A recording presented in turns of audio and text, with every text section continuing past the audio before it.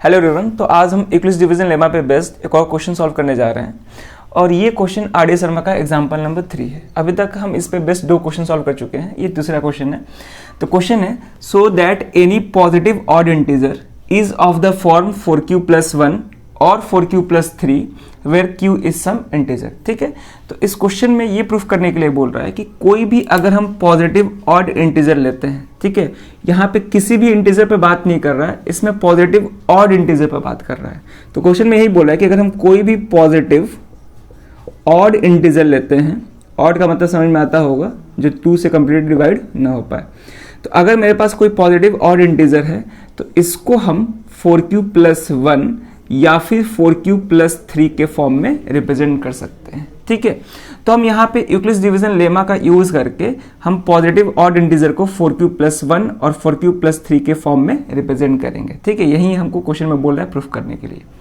ठीक है, इसको हम चाहे तो प्रूफ भी कर सकते हैं। कैसे प्रूफ करेंगे ध्यान से देखेंगे, मतलब वेरीफाई भी कर सकते हैं एग्जाम्पल से। जैसे कि मान लेते हैं मेरे पास एक कोई पॉजिटिव ऑड इंटीजर है 5 और एक 7 लेते हैं, ऑड इंटीजर है। ठीक है, अब क्वेश्चन में जो भी फॉर्म दिया है उस फॉर्म से ये पता चल रहा है कि उस पॉजिटिव इंटीजर को 4 से डिवाइड किया गया होगा, तभी जाके वो 4q + 1 या फिर 4q + 3 के फॉर्म में रिप्रेजेंट हो रहा है। ठीक है ना, हम फॉर्म्स ऑफ पॉजिटिव इंटीजर भी ये पूरे डिटेल में डिस्कशन किए हैं। ठीक है, तो अगर हम इन दोनों पॉजिटिव इंटीजर को 4 से डिवाइड करते हैं तो देखेंगे क्या होगा। पहले हम 5 लेते हैं। ठीक है, 5 को हम 4 से डिवाइड कर रहे हैं तो ये 1 टाइम में 4 आएगा और रिमाइंडर यहाँ पे 1 बच गया। ठीक है, जस्ट वैसे ही अगर हम 7 को 4 से डिवाइड करते हैं तो ये भी 1 टाइम्स में जाएगा 4 और रिमाइंडर कितना आ गया 3। ठीक है ना, क्योंकि अगर 2 टाइम्स लेंगे तो वो 8 हो जाएगा, तो डिविडेंड से ज़्यादा हो जाएगा तो वो नहीं लेंगे। अब इस डिवीजन प्रोसेस को अगर हम लेमा के फॉर्म में लिखें तो यूक्लिड्स डिवीजन लेमा क्या होता है, a = bq + r, जहाँ पे a डिविडेंड होता है, b डिवाइजर होता है, q कोसेंट और r रिमाइंडर होता है। क्लियर है। अब इस केस में डिविडेंड क्या है 5, तो 5 को हम ले सकते हैं डिवाइजर इंटू कोसेंट यानी कि 4 × 1 और प्लस रिमाइंडर। रिमाइंडर क्या है यहाँ पे 1। जस्ट वैसे ही यहाँ पे डिविडेंड 7 है, डिवाइजर 4, ठीक है, कोसेंट क्या है 1 और यहाँ पे रिमाइंडर क्या है 3 है। ठीक है, अब ध्यान से देखेंगे अगर हम डिविडेंड को a से रिप्रेजेंट कर रहे हैं तो a = 4, ये तो दोनों को 4 ही से डिवाइड किए हैं क्योंकि यहाँ पे जो डिवाइजर है वो कॉमन है। ठीक है, तो यहाँ पे डिवाइजर तो कॉमन है तो 4 लिख दिए। अब कोसेंट को हम q से रिप्रेजेंट कर रहे हैं और रिमाइंडर यहाँ पे 1 आ रहा है, इसको हम 1 से लिख रहे हैं। ठीक है, जस्ट वैसे ही यहाँ पे हम डिविडेंड को a से रिप्रेजेंट कर रहे हैं, डिवाइजर 4 है मेरा, यहाँ भी कोसेंट को हम q से रिप्रेजेंट कर रहे हैं और जो रिमाइंडर है वो 3 है। ठीक है, तो यहाँ पे देख पा रहे हैं कि इस वाले डिवीजन प्रोसेस में हम डिविडेंड को 4q + 1 के फॉर्म में रिप्रेजेंट कर लिए और इस पॉजिटिव ऑड इंटीजर को हम कैसे रिप्रेजेंट कर रहे हैं 4q + 3 के फॉर्म में। ठीक है, तो ये केवल 2 ही हम नंबर लिए हैं, लेकिन कोई भी आप नंबर ले ले, कोई भी ऑड पॉजिटिव इंटीजर ले ले, उसको आप 4q + 1 या फिर 4q + 3 के फॉर्म में ही रिप्रेजेंट कर सकते हैं। इसके अलावा कोई दूसरा फॉर्म में आप रिप्रेजेंट नहीं कर पाएंगे। ठीक है ना, इसके बाद जो पॉजिटिव ऑड इंटीजर आएगा वो 9 होगा। ठीक है, 9 को 4 से डिवाइड करेंगे तो 4q + 1 के फॉर्म में आएगा, वहां पर रिमाइंडर 1 बचेगा। ठीक है, तो क्वेश्चन में यही बोल रहा है कि अगर हम किसी भी पॉजिटिव ऑड इंटीजर को 4 से डिवाइड करते हैं तो या तो रिमाइंडर 1 आएगा या फिर रिमाइंडर 3 आएगा, इसके अलावा कोई दूसरा रिमाइंडर नहीं आएगा। ठीक है, तो यही हम बताना चाह रहे थे। अब इसको प्रूफ कैसे करेंगे जनरल फॉर्म में, ध्यान से देखेंगे यहाँ पे। ठीक है ना, अगर कोई नोट करना होगा तो नोट कर सकते हैं। अब हम इसका सॉल्यूशन देखते हैं कैसे करेंगे, ध्यान से देखेंगे। तो यहाँ पे हम एक वेरिएबल नंबर एज्यूम करेंगे, तो लिखेंगे let a b any positive integer.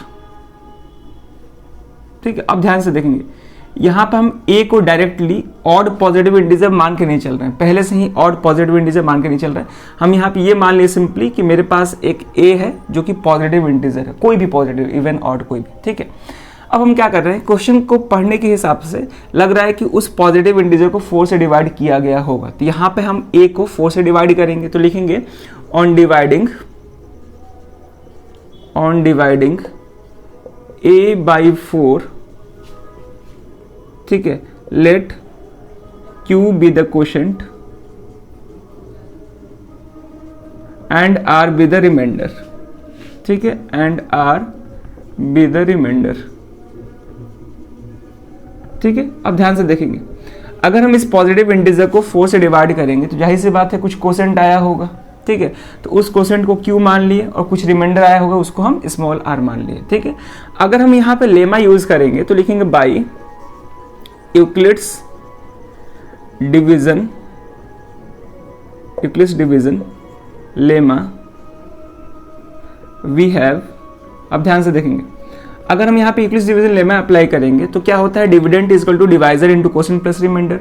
Dividend इसमें इस केस में क्या है, ए स्मॉल है, तो A is equal to B Q plus R होता है।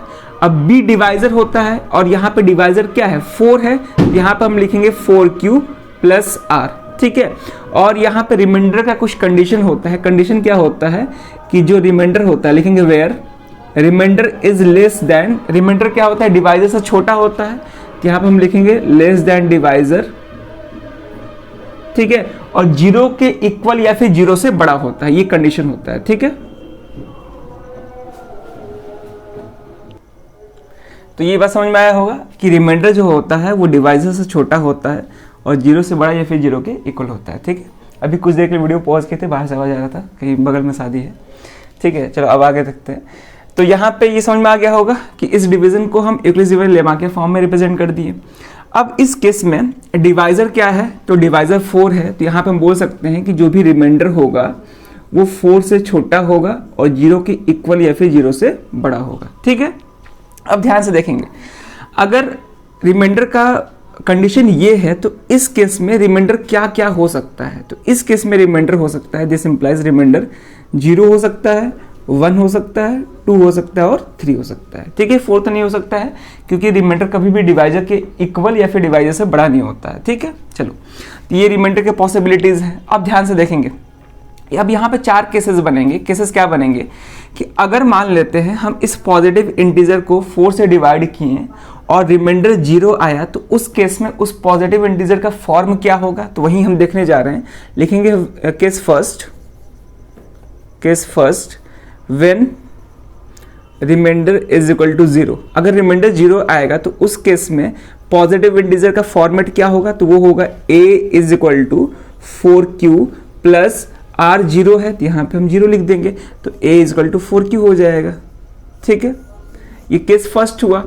अब ध्यान से देखेंगे, अब यहाँ पे केस सेकंड लेते हैं, ठीक है। केस सेकंड में क्या है कि इस पॉजिटिव इंटीजर को जब हम 4 से डिवाइड किए तो उस केस में रिमाइंडर 1 निकल के आया, तो अगर रिमाइंडर 1 आएगा तो उस केस में हम पॉजिटिव इंटीजर का फॉर्मेट क्या होगा, तो उस केस में होगा a is equal to 4q plus remainder 1 होगा, तो ये फॉर्म होगा, ठीक है। ये केस सेकंड हुआ। केस थर्ड क्या होगा, केस थर्ड है व्हेन रिमाइंडर 2 निकल के आए, तो उस केस में हम पॉजिटिव इंटीजर को किस फॉर्म में लिख सकते हैं, 4q प्लस 2 फॉर्म में लिख सकते हैं, ठीक है। अब यहाँ पर हम केस फोर्थ क्या हो सकता है, when remainder is equal to 3, तो उस केस में a is equal to 4q plus 3, ठीक है। अब ध्यान से देखेंगे, यहाँ पे 4 केसेस बने। अब ये चारों केसेस देख के क्या लगा होगा, मतलब किस केस में ये पॉजिटिव इंटीजर a जो है ऑड हुआ होगा या इवन हुआ होगा, ठीक है। ध्यान से देखेंगे, यहाँ पे 4 केसेस आए और चारों केसेस को एनालाइज करके हमको ये पता करना है कि किस केस में वो पॉजिटिव इंटीजर ऑड है और किस केस में वो पॉजिटिव इंटीजर इवन है, ठीक है ना। अब ध्यान से देखेंगे, यहाँ पे हम इस पॉजिटिव इंटीजर को 4q फॉर्म में रिप्रेजेंट किए हैं, ठीक है। अब हमको ये पता करना है कि ये जो पॉजिटिव इंटीजर है यहाँ पे इवन है कि ऑड को रिप्रेजेंट कर रहा है। तो ध्यान से देखेंगे, एक किसके इक्वल है, 4q के इक्वल, जहां पे q कोई इंटीजर दिया है ना, वेयर q सम इंटीजर। अब ध्यान से देखेंगे, ये 4 क्या है, इवन, और q कोई भी इंटीजर है। तो याद रखेंगे कि किसी भी इवन इंटीजर के साथ, अगर हम इवन इंटीजर के साथ कोई भी इंटीजर मल्टीप्लाई करें, कोई भी मतलब इवन या ऑड कोई भी मल्टीप्लाई करेंगे, तो हमेशा क्या निकल जाएगा, इवन इंटीजर ही निकल के आएगा। इस बात को हमेशा याद रखेंगे, ठीक है। एग्जांपल से देख सकते हैं, जैसे कि अगर हम कोई इवन इंटीजर लेते हैं, 4 ही लेते हैं, और इसको हम 5 से भी मल्टीप्लाई करेंगे तो 4 5 20, या 4 को अगर हम 4 से मल्टीप्लाई करते हैं 16, तो जो भी रिजल्ट निकल के आ रहा है वो रिजल्ट क्या है, इवन है, ठीक है। तो यहाँ पे हम इंटीजर को इवन नंबर के साथ मल्टीप्लाई कर रहे हैं, तो ये भी जो भी रिजल्ट निकल के आएगा वो इवन होगा। यानी कि यहाँ पे जो पॉजिटिव इंटीजर a है वो इवन इंटीजर है। कैसा है, इवन इंटीजर, ठीक है। अब ये फॉर्म चेक करेंगे कि 4q + 1 ऑड है कि इवन है। तो अब ध्यान से देखेंगे 4q ये तो मालूम चल गया कि ये इवन है, और इवन में अगर हम ऑड ऐड करते हैं, 1 यहाँ पे क्या रिप्रेजेंट कर रहा है, ऑड इंटीजर को, तो इवन नंबर में अगर हम ऑड नंबर ऐड करते हैं तो वो हमेशा ऑड नंबर ही देता है। यानी कि यहाँ पे ये जो पॉजिटिव इंटीजर है वो कैसा पॉजिटिव इंटीजर है, ऑड पॉजिटिव इंटीजर है, ठीक है। अब यहाँ पे ध्यान से देखेंगे ये इवन है और 2 भी इवन है, तो इवन नंबर के साथ अगर इवन नंबर ऐड करते हैं तो वो हमेशा इवन देता है। याद रखेंगे इस बात को, इवन के साथ अगर इवन ऐड करते हैं तो वो हमेशा इवन नंबर ही देता है। इवन प्लस इवन वो इवन देगा, ठीक है। इवन प्लस ऑड ये हमेशा क्या देता है, ऑड नंबर देता है, ऑड इंटीजर देता है, याद रखेंगे, ठीक है। तो ये इवन और 2 भी इवन, तो इवन प्लस इवन ये कैसा देगा, इवन इंटीजर देगा, ठीक है।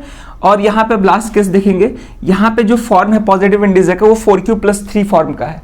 4q इवन है, 3 ऑड है, even plus odd, odd integer, ठीक है। तो यहाँ पे हम ध्यान से देखेंगे कि जो भी मेरा ऑड इंटीजर है, ऑड पॉजिटिव इंटीजर, उसका फॉर्मेट क्या क्या है। तो यहाँ पे हम देख पा रहे हैं कि ये जो ऑड इंटीजर है इसका फॉर्मेट 4q + 1 है, और यहाँ पे जो ऑड इंटीजर है उसका फॉर्मेट क्या है, 4q + 3 है। लेकिन 4q और 4q + 2 फॉर्म वाला जो ऑड मतलब इंटीजर है वो किसको रिप्रेजेंट कर रहा है, इवन पॉजिटिव इंटीजर को रिप्रेजेंट कर रहा है, याद समझे।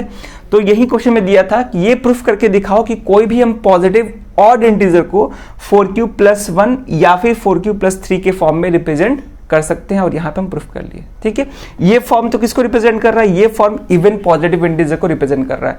4q और 4q + 2 इवन पॉजिटिव इंटीजर को रिप्रेजेंट कर रहा है, और यहाँ पे 4q + 1 और 4q + 3 ऑड पॉजिटिव इंटीजर को रिप्रेजेंट कर रहा है, जो हमको प्रूफ करना था। क्वेश्चन में यही बोला था, यही प्रूफ करना है, ठीक है। तो हम लिख सकते हैं कि फ्रॉम देयरफॉर फ्रॉम केसेस कौन सा case, second, from cases second and fourth we can clearly see that